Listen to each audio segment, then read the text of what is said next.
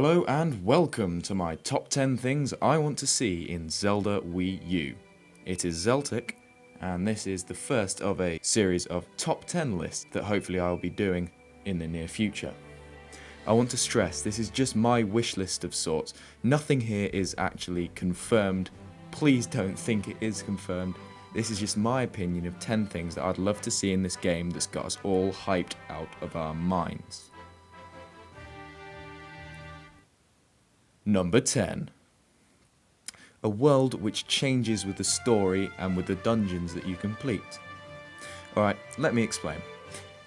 Imagine travelling through the world we saw in the trailers, lush and full of life, before entering a dungeon. After you beat it, you come out to see a large area of the world, maybe a village or a town, ruined, similar to the Castle Town after 7 years in Ocarina of Time, or Great Fish Isle in the Wind Waker. The world changing and progressing with the story would make the storyline more involving and increase the threat that the villain would have.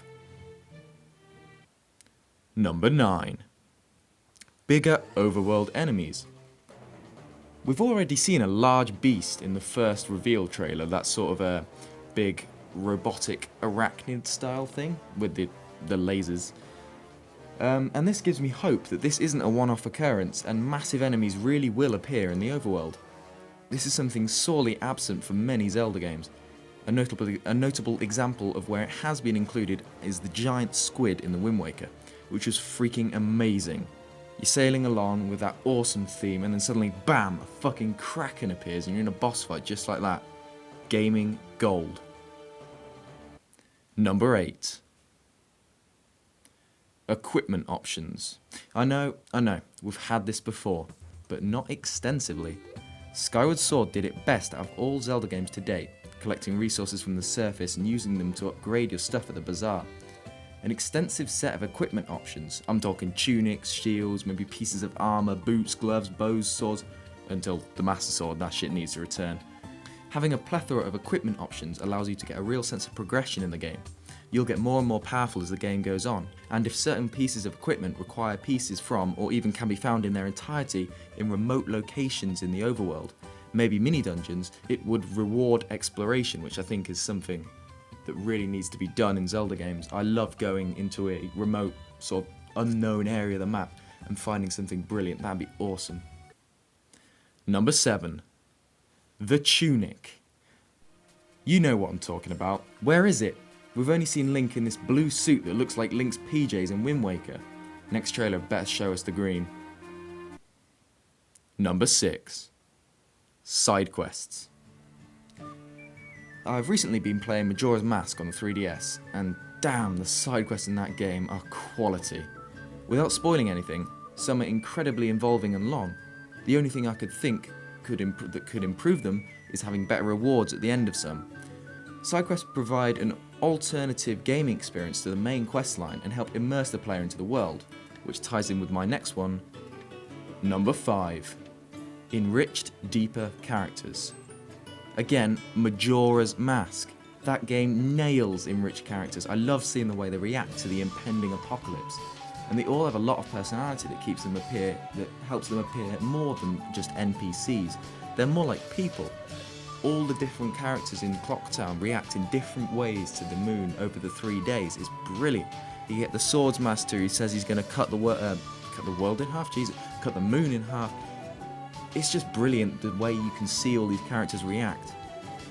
This inspires you to save them and immerses you into the world. Zelda Wii U, as we already know, has a massive world. They keep stressing that. Will it be full of memorable characters? Number 4. Voice acting. Probably the most controversial choice on this list, and one I'm split on too. But I think I'm more on the side of yay rather than nay for voice acting. However, there has to be one rule: Link cannot speak. The silent hero is a great convention of Zelda games, and we all know how the last time Link talked went.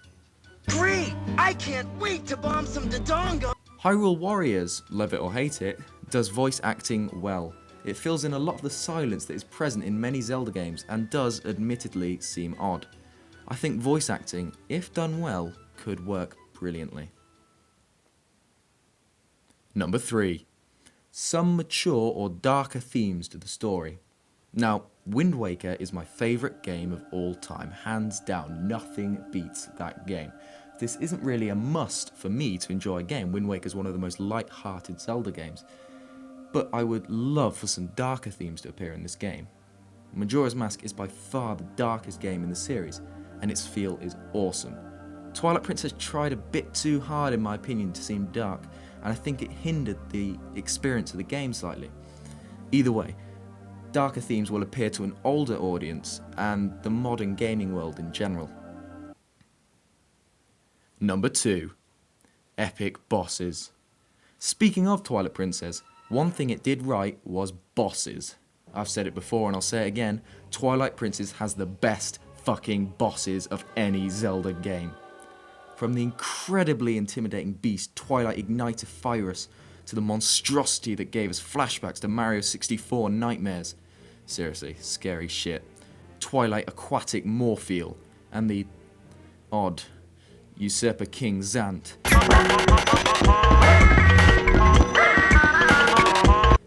This game's bosses were incredible. They replicated the feeling Ganon had back in Ocarina of Time, the feeling that you're completely overpowered and outmatched and you've no idea what to do against this incredibly powerful foe. I love Skyward Sword, but the boss design in that game was poor. I'm looking at you, Celia from Monsters Inc. Number 1. Good music. I know every Zelda game has it, but some have it more than others, and I want Zelda Wii U to be one of those games. One thing Zelda music always does is it fits the mood perfectly, greatly increasing the experience. I mean, listen to this shit, the Dark Nut theme from Twilight Princess.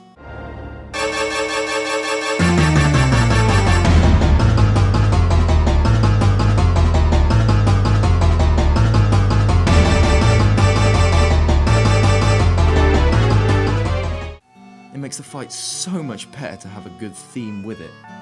I'm not saying music is the most important factor in a Zelda game, but in my experience, it's what stays with you when the game's done. 5-10 years after playing Ocarina and Wind Waker with my brother, the music is what brings back the most memories. Music is just one part of why I love Zelda, and it's the lasting effect that it has that makes me put it on the top of the list. So there you go, there were my... I can't speak. So there you go, those were my top 10 things I want to see in Zelda Wii U. They weren't in... The order of that list doesn't particularly matter, they were just 10 things and I had to fit them into a sort of a structure like that. You may not agree with any of the things I put on my list, feel free to leave your top 10 things you want to see in this game in the comment section below, and of course subscribe if you want to see more. Yeah, thanks, this was Zeltik with top 10 Zelda things. Bye!